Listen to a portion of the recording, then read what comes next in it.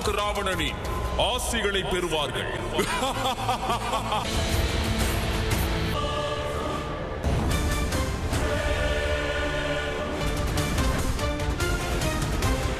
எங்கள் அரசர் அன்னையை வணங்குவதற்கு வந்துள்ளார். அவர் இங்கு வந்து செல்லும் வரையில் யாரும் வரக்கூடாது. அன்னையின் ஆலயத்திற்குள் வரும் எவராக இருந்தாலும் அனைவரும் சமமானவர்கள். உயர்ந்தவர் தாழ்ந்தவர் கிடையாது. அனைவருக்கும் பூஜை செய்ய உரிமை இருக்கிறது. ஒரு சாதாரண பெண்ணாக இருந்து கொண்டு என்னிடமே நீ வாக்குவாதம் செய்கிறாயா? அம்மா திரிபுர சுந்தரியின் பக்தை நான். பக்தியில் ஆழ்ந்து கிடக்கும் மனம் சாதாரணமானதாக இருக்க இயலாது. எங்கள் அரசரை அவமானப்படுத்தியதற்கு தண்டனை உன்னுடைய வாழ்க்கையின் முடிவுதான்.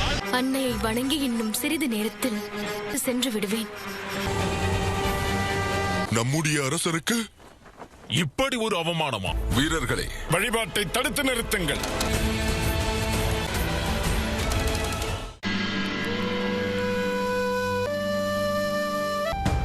லட்சுமணன் எங்கே? அவர் சூரியன் உதித்ததும் கிளம்பிவிட்டார். அந்த குமாரர்களை தேட ஒரு உளவாளியின் செய்தி கிடைத்தது. அவர் ராத்திரி கிழக்கு திசையில் பார்த்தாராம். எதுவும் ராஜகுமாரர் கிளம்பிவிட்டார். எம்பெருமானே, இந்த கோபக்கனல் அவன் விவேகத்தை எரித்துவிடக் கூடாது. செயலுக்கு பொறுப்பாவார்கள். சிறுவர்களே, இந்த அனுமனால் செய்ய முடியாத காரியத்தை நீங்கள் இப்போது செய்யவிருக்கிறீர்கள். நீடிச் செல்லுங்கள் குமாரர்களே. நீங்கள் கூறுங்கள், என்ன சாப்பிடுகிறீர்கள்? எனக்கு நிறைய உணவுகள் பிடிக்கும். பாயசம், இனிப்பு பொருட்கள். தம்பி லட்சுமணன், இனி மன்னரின் தம்பியை சந்தித்த பிறகுதான். அனுமன் அவர்களே, நீங்கள் இந்த நிலையிலா இருக்கும் தைரியம் இல்லையோ? அதை இந்த இரு சிறுவர்கள் செய்தார்களா? சண்டையிட்டு உங்களை கட்டி வைத்து இருக்கிறார்கள். ஆனால் இது எப்படி சாத்தியமாகும்? அவர்கள் என்னை கட்டி போட்ட விதம் இருக்கிறதே, அதை நான் மட்டுமல்ல எவராலும் மறுக்க முடியாது. இவர்களும் ஜெயிக்கவில்லை, நானும். பேசுகிறீர்கள்? உங்களுக்கு முன் அனுமன் அவர்களும் இதைதான் கூறினார்.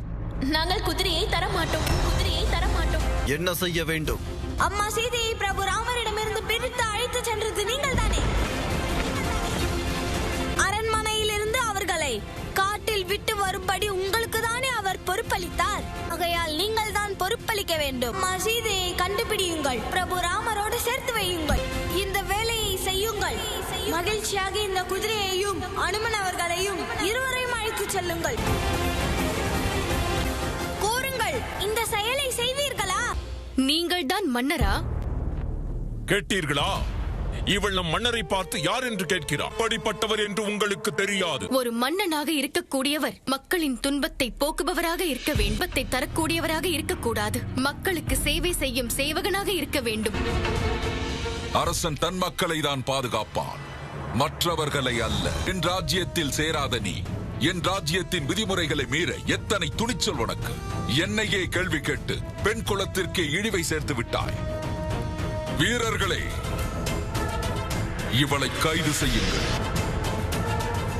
நில்லுங்கள், நில்லுங்கள். எங்களுக்கு இந்த வனவாசிகளையும் மிருகங்களையும் அடைத்து வைப்பதில் எந்த ஆனந்தமும் இல்லை. குதிரையை நாங்கள் தான் பிடித்தோம். அதோடு அன்னை சீதை காட்டை விட்டு நாட்டிற்கு வர வேண்டும். அதோடு பிரபு ராமர் எங்களுடைய கேள்விகளுக்கு பதில் கூற வேண்டும். அவர் ஏன் அம்மா சீதையை கைவிட்டார் என்று தெரிய வேண்டும். எந்த பிரபுவை நாங்கள் எங்கள் உயிருக்கும் மேலாக நாங்கள் மதித்தோமோ அந்த ராமரை பார்த்து கேட்க விரும்புகிறோம். எந்த சீதை அவருடன் 14 வருடங்கள் வனத்தில் வசித்தாரோ, அந்த ராவணன் சிறை பிடித்ததை அலட்சியம் செய்தார்களோ, தன்மையை நிரூபிப்பதற்காக துணிச்சலோடு தீயில் இறங்கினார்களோ,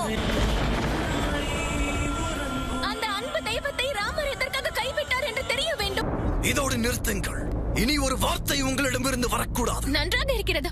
உண்மையை கூறினால் உங்களுக்கு கசக்கிறதா? மகாராஜா சுக்ரீவர் ஆடம்பரத்தில் ஆழ்ந்து கடந்தாரே, அப்பொழுது நான் அவர்களுக்கு முன்பு வில்லேந்தி நிற்கவில்லை.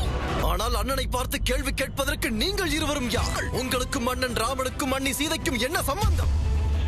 இருக்கிறது.